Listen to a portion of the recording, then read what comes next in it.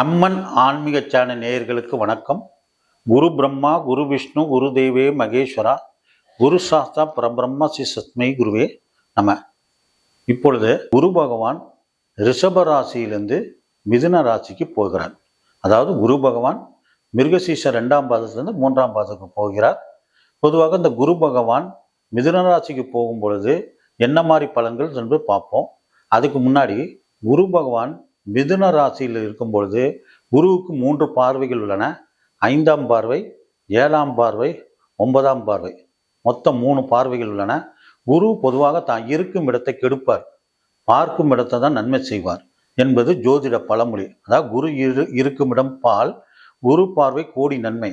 அதன் அடிப்படையில் தான் இந்த குரு பகவான் நன்மை செய்வார். அப்படி பார்க்கும் பொழுது மிதுன ராசியிலிருந்து 5ஆம் பார்வையாக துலா ராசியை பார்ப்பார்.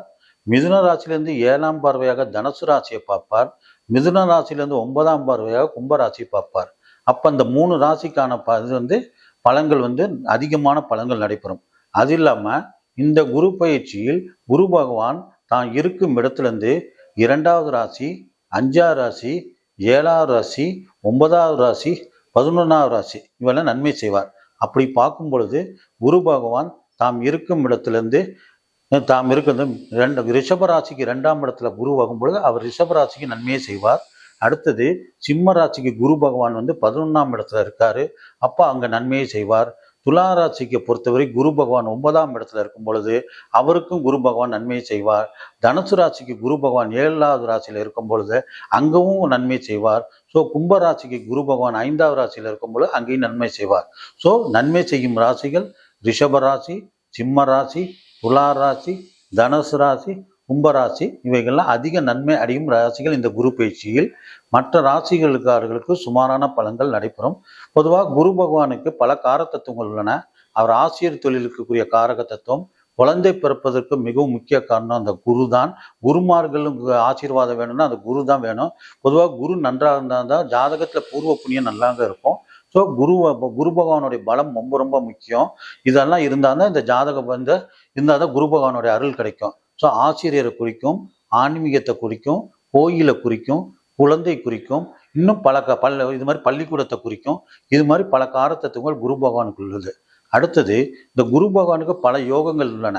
அதாவது குரு சந்திர யோகம், குரு மங்கள யோகம், குரு சண்டால யோகம், குருமங்கள யோகம், குரு சண்டால யோகம், அதாவது கோடீஸ்வர யோகம், சிவராஜ யோகம், பிரம்மகத்தி தோஷம், அதாவது குரு சனி சேர்ந்த பிரம்மகத்தி தோஷம். இது மாதிரியெல்லாம் குரு பகவானுடைய சேர்க்கை கிரகங்கள் சேரும்போது பலன்கள் கொடுக்கும். பொதுவாக குருவும் சூரியனும் சேர்ந்தா சிவராஜ யோகம் சொல்வார்கள். இது அற்புதமான யோகம். ஒரு ஜாதகத்துல யாருக்கு எவரொரு ஜாதகத்துல குருவும் சூரியன் சேர்ந்திருக்கோ, நல்ல ஆதிபத்தியம் பெற்றிருந்தால் குருவோ சூரியனோ கண்டிப்பா அவருக்கு சிவராஜ யோகம். அது சிவராஜ யோகம்னா என்னன்னா பேரும் புகழும் பதவியும், வாழ்க்கையில் கஷ்ட நஷ்டங்கள் இருக்காது. ஸோ இவர்களுக்கு எளிதில் எதுவும் கிடைக்கும். அப்ப இது சிவராஜ யோகம். அடுத்தது குருவும் சந்திரன் சேர்ந்த குரு சந்திர யோகம். இல்லைன்னா குருவுக்கு திரிகோணத்துல 5ல் 9ல் சந்திரன் இருந்தாலும் குரு சந்திர யோகம். இந்த குரு சந்திர யோகம் என்ன செய்யும்னா படித்த படிப்புக்கு வேலை கிடைக்காது. அவங்களுக்கு என்ன கிடைக்கும்னா படித்த படிப்பு சம்பந்தமில்லாத வேலைக்கு போய் அந்த துறையில் பேரும் புகழும் வாங்க வச்சு அவர் மிகப்பெரிய சாதனை படைப்பை வைப்பார் இந்த குரு சந்திர யோகம். அடுத்தது குருமங்கள யோகம். குருவும் செவ்வாயும் சேர்ந்த குருமங்கள யோகம். அதாவது குருவுக்கு திரிகோணத்துல 5ல் 9 இருந்தாலும் அது குருமங்கள யோகம் தான் எடுத்துக்கணும். அந்த குருமங்கள யோகம் எடுத்துக்கொள்ளும் பொழுது அவருக்கு வீடு கிடைக்கும், நிலம் கிடைக்கும், அவருக்கு சொத்து கிடைக்கும். இதெல்லாம் குருமங்கள யோகத்தோட பலன்கள். அடுத்தது குருவும் கேதுவும் சேர்ந்த கோடீஸ்வர யோகம். குருவுக்கு 5, 9ல் குரு இருந்தாலும் அது கோடீஸ்வர யோகம். இந்த கோடீஸ்வர யோகம் குரு பகவானும் கேது நல்ல ஆதிபத்தியம் பெற்றுக்கணும். உதாரணத்துக்கு ரிஷப லக்னத்துக்கு குரு 8 அப்ப அது நல்ல ஆதிபத்தியம் இல்லை. துலா லக்னத்துக்கு குரு பகவான் 3 ஆதிபதியர், அவரும் நல்ல ஆதிபத்தியம் இல்லை. இந்த 2 ஆதிபத்தியம் சரியில்லாத காரணத்தினால உங்களுக்கு துலா லக்னக்காரர்களுக்கும் ரிஷப ராசிக்காரங்களுக்கும் இல்ல ரிஷப லக்னக்காரர்களுக்கும் துலா ராசிக்காரங்களுக்கும் இந்த குரு கேது சேரக்கூடாது. அப்படி சேர்ந்தானா அவர்களுக்கு அந்த குரு கோடீஸ்வர யோகம் பலம் இல்லாமல் போறதுக்கு வாய்ப்புகள் உள்ளன. அந்த குருவும் கேது சேர்ந்த கோடீஸ்வர யோகம் சொல்லுவாங்க. கோடி கொடுக்குமானா கொடுக்கும். ஆனா அது கூடவே சேர்த்து கடனையும் சேர்த்து கொடுக்கும், நோயையும் சேர்த்து கொடுக்கும், வம்பையும் கொடுக்கும், ஆன்மீகத்தையும் கொடுக்கும். ஸோ இது கோடீஸ்வர யோகத்தோடது. அடுத்தது குருவும் ராகுவும் சேர்ந்த குரு சண்டால யோகம். குருவுக்கு திரிகோணத்துல ராகு இருந்தாலும் 5-9 ராகு வந்து குரு சண்டால யோகம். இது எப்படி கொடுக்கும்னா திடீர்னு அதிர்ஷ்டத்தை கொடுக்கும்.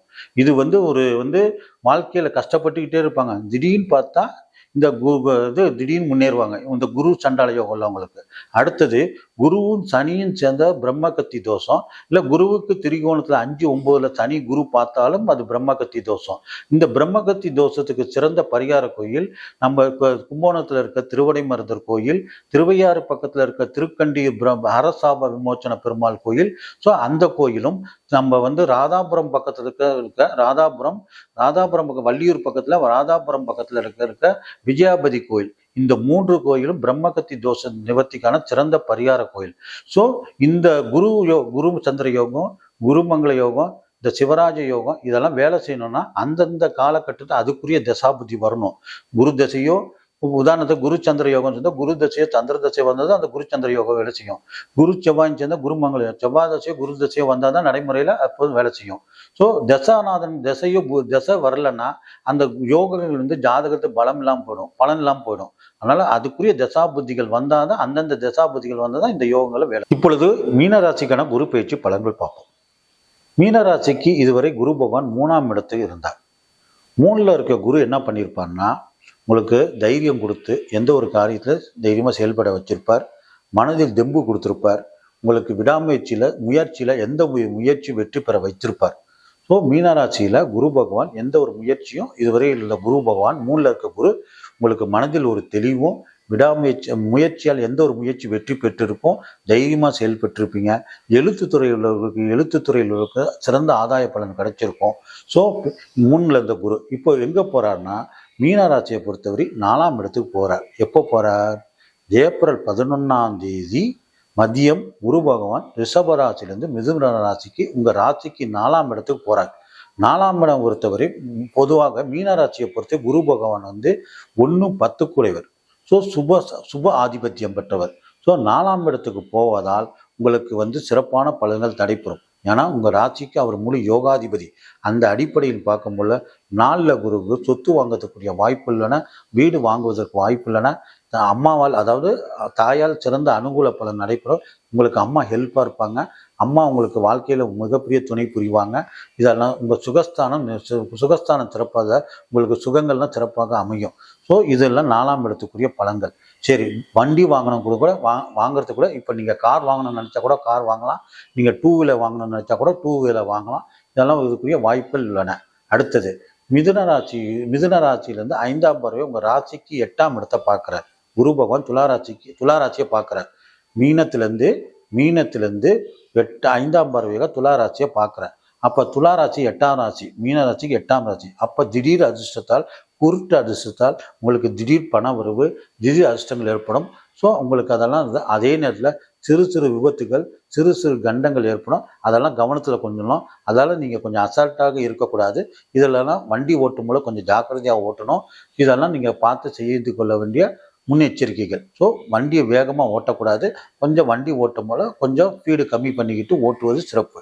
அடுத்தது உங்களுக்கு 7ஆம் பார்வை எங்கே பார்ப்பார்னா மீன ராசிக்கு பொறுத்தவரை 10ஆம் இடத்தை குரு பகவான் பார்ப்பார்.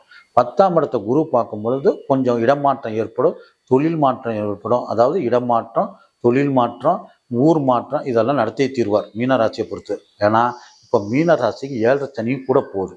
7.5 சனி கூட போகிறனால இந்த 7ரையும் குரு பகவான் சற்று அனுகூலம், குருவும் 4ல் இருக்கனால சற்று அனுகூலம் இல்லாத இடத்துல இருக்கனால வேலையில் இருப்பவர்களுக்கு ஊர் மாற்றம், இடம் மாற்றம், தொழில் செய்கிறவங்களுக்கு தொழில் மாற்றம் கூட போன்றவற்றை ஏற்படுத்துவார். ஆனால் உங்கள் ஜாதகத்தில் தசாபுத்தி நன்றாக இருந்திருந்தால் இது சிறப்பான பலன்களை கொடுப்பார். எந்த விதத்தில் நன்மை இல்லை. 4ல் இருக்க குருவை கண்டு நீங்கள் பயப்பட தேவையில்லை. அதே நேரத்தில் 7.5 சனியை கண்டு பயப்பட தேவையில்லை. ஏன்னா உங்கள் ஜாதகத்தை தசாபுத்தி சரியாக நன்றாக இருந்தால் 7.5 சனி ஒன்றும் செய்யாது. அதே மாதிரி 4ல் இருக்க குருவும் நன்மையே செய்வார், நீங்கள் பயப்பட தேவையில்லை. ஆனால் அதே நேரத்தில் குரு பகவான் மிதுனத்திலிருந்து 9ஆம் பார்வையாக உங்கள் ராசிக்கு 12ஆம் இடமான கும்பத்தை பார்ப்பார். அப்போ கும்பத்தை பார்க்கும் பொழுது உங்களுக்கு வெளிநாட்டு பயணங்கள், வெளியூர் பயணங்கள் இதனால் சிறப்பாக அமையும். நல்ல தூக்கம் வரும். உங்களுக்கு நல்ல தூக்கம் வரும். நீங்கள் தூக்கம் அடிக்கடி வரும். நீங்கள் தூங்குனீங்கன்னா நிம்மதியாக தூங்குறதுக்குரிய வாய்ப்பு உள்ளது. ஸோ கணவன் மனைவியோட தாம்பத்தியம் சிறப்பாக அமையும். இதெல்லாம் சிறப்பாக செய்வதற்குரிய இந்த குரு பகவான் காத்து கொண்டு இருக்கிறார். ஸோ மீன ராசியை பொறுத்தவரை இந்த குரு பகவான் ஒரு 60% நன்மையான பலன்களை செய்வார். எந்த விதத்தில் நன்மை இல்லை. ஆனால் அதற்குரிய சிறந்த பரிகாரங்கள் நம்ம செஞ்சுக்கணும். அது எங்கே போய் செஞ்சோம்னா திருவெண்காடு, அதாவது கும்பகோணத்து பக்கத்தில் இருக்க திருவெண்காடு கோயிலில் மேதா குரு இருக்கார். அங்கே போய் பரிகாரம் செஞ்சுக்கிட்டோன்னா சிறப்பான பலன்களை செய்வார். ஒருவேளை திருவெண்காடுக்கு போக முடியலன்னா நம்ம சிவன் கோயில் பக்கத்தில் சிவன் கோயிலில் தட்சிணாமூர்த்தி இருப்பார், நவகுரு இருப்பார். அங்கேயே போய் பரிகாரம் செய்து கொள்ள சிறப்பு. ஆனால் நவகிரக குரு வேற, தட்சிணாமூர்த்தி வேற. நம்ம பொதுவாக நவகிரக குருவுக்கு தான் பரிகாரம் செய்யணும். ஸோ நவகிரக குருவுக்கு பரிகாரம் செய்தால் சிறப்பான பலன்கள் செய்யும். ஆகமொத்த மீனராசிக்கு இந்த குரு பகவான் நன்மையே செய்வார். 7 சனி நடந்தாலும் அவர் நன்மையே செய்வார். நீங்கள் அதை கண்டு பயப்பட தேவையில்லை.